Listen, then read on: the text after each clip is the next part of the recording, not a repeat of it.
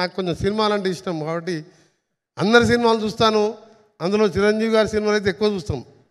అందుకనే కోదండరామారెడ్డి గారు కలవగానే చిరంజీవి గారికి జ్ఞాపకం వచ్చాను.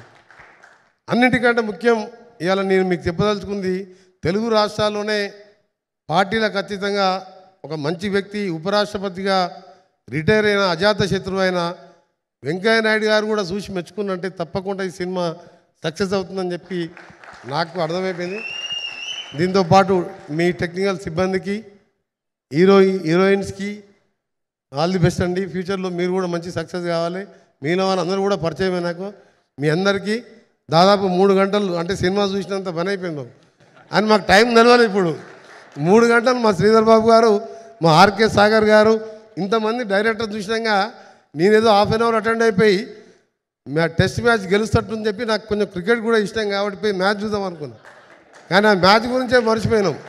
ఆ ట్రైలర్ చూస్తుంటే, ఆ సాంగ్ చూస్తుంటే, నాకు ఆయుధం అవసరం లేని చెప్పి ఆ డైలాగ్ చెప్పే తీరు చూస్తుంటే ఆర్కే సాగర్ డెఫినెట్గా మంచి హీరో అవుతాడు.